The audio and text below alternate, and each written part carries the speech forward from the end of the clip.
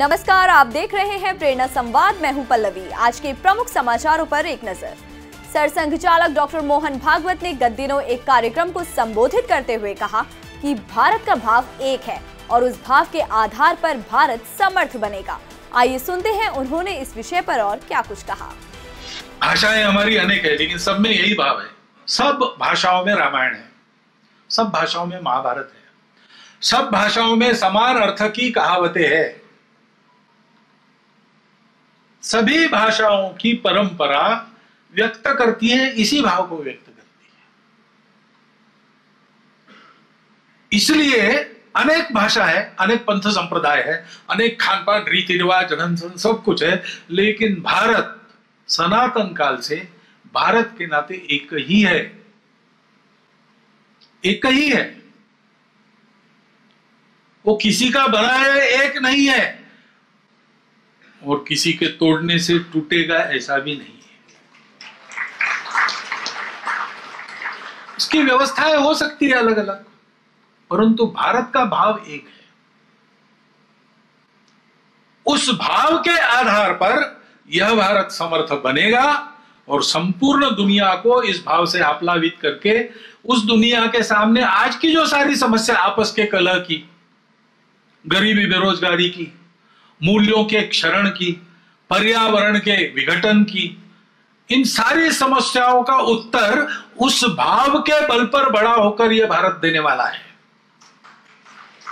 और भारत के इस नवोत्थान के लिए जो मूल पूंजी आवश्यक है भाव की, वो सावयव जगन्नाथपुरी में प्रकट हुई है, ऐसा आप मानिए। सहारनपुर के मिशनरी स्कूल में शिक्षिकाओं ने तोड़ा छात्राओं के हाथ में बंधा कलावा। सहारनपुर के एक मिशनरी स्कूल की 2 अध्यापिकाओं ने छात्राओं के हाथ में बंधा कलावा तोड़वा दिया, जिसके बाद अभिभावकों ने इसकी जानकारी विहिप एवं बजरंग दल के कार्यकर्ताओं को दी। मामला तूल पकड़ने पर स्कूल प्रशासन ने खेद जताते हुए अध्यापिकाओं को 1 सप्ताह के लिए निलंबित कर दिया। विहिप बजरंग दल कार्यकर्ताओं ने मामले की निंदा की है। यूपी में लाउडस्पीकर को लेकर सरकार सख्त, 125 लाउडस्पीकर उतारे गए। प्रदेश सरकार ने धर्मस्थलों में तय मानकों का उल्लंघन करते हुए बजाए जा रहे अवैध लाउडस्पीकरों के खिलाफ अभियान तेज कर दिया है। इन्हें हटवाने के आदेश दिए गए हैं। ऐसे धर्मस्थलों की थानावार सूची बनाने को भी कहा गया है, जहां ध्वनि सीमा के मानकों का पालन नहीं हो रहा। इसी बीच ADG law and order Prashant Kumar ने बताया कि 125 लाउडस्पीकर उतरवा लिए गए हैं और लगभग 17,000 स्पीकर की आवाज लोगों ने स्वेच्छा से कम की है। यूपी में शराब माफिया मनमोहन सिंह के मकान पर चला बाबा का बुलडोजर, करोड़ों की सरकारी जमीन हुई कब्जा मुक्त। यूपी में योगी सरकार की माफियाओं के खिलाफ कार्रवाई लगातार जारी है। सरकारी जमीनों पर कब्जा करने और अवैध कारोबार के सहारे सरकार सख्ती से एक्शन ले रही है।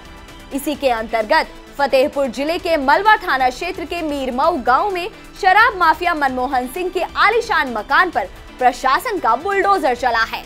बेशकीमती सरकारी जमीन पर करोड़ों की लागत से शराब माफिया के बने मकान को प्रशासन ने बुलडोजर से ध्वस्त करवा दिया। अमेरिकी think tank Baltimore post examiner ने अपनी रिपोर्ट में किया खुलासा, भारत में आतंकवाद फैला रहे पाकिस्तानी मदरसे। मदरसों के माध्यम से पाकिस्तान भारत में आतंकवाद को बढ़ावा दे रहा है। वहां करीब 40,000 मदरसे हर साल बड़ी संख्या में आतंकी पैदा कर रहे हैं। यही नहीं, पाकिस्तान की कश्मीर नीति अब भी सेना के ही नियंत्रण में है।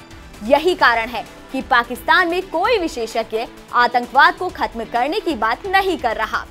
यह दावे अमेरिकी think tank Baltimore post examiner ने अपनी नई रिपोर्ट में किए हैं। रिपोर्ट में नए पाकिस्तानी पीएम शहबाज शरीफ के बयान को सेना को खुश करने के लिए दिया रटा हुआ बयान बताया गया है। उन्होंने कहा था, हम भारत से अच्छे रिश्ते चाहते हैं, लेकिन स्थायी शांति कश्मीर विवाद के समाधान के बिना संभव नहीं है। रिपोर्ट के अनुसार पाकिस्तान कृषि आधारित देश है। उसके पश्चिमी हिस्से की जरूरत का 2/3 पानी कश्मीर की नदियों से आता है। उसने कानून का पालन करने के बजाय कश्मीर पर कब्जा करने की नीति अपनाई। रिपोर्ट में कहा गया है कि सुरक्षा परिषद ने पाकिस्तान को गिलगित और अन्य हिस्सों से पीछे हटने को कहा, लेकिन पाकिस्तान ने इसे नहीं माना। 1956 के बाद से पाकिस्तान ने पीओके में धार्मिक व नस्ली संतुलन बिगाड़ना शुरू कर दिया। और अब एक नजर आज की प्रमुख सुर्खियों पर। जम्मू कश्मीर में जैश ए मोहम्मद के 2 आतंकी पकड़े गए, 2 पिस्टल चाइनीज ग्रेनेड बरामद। दुष्प्रचार फैलाने वाले 16 यूट्यूब चैनलों पर चला मोदी सरकार का चाबुक, 6 हो रहे थे पाकिस्तान से ऑपरेट।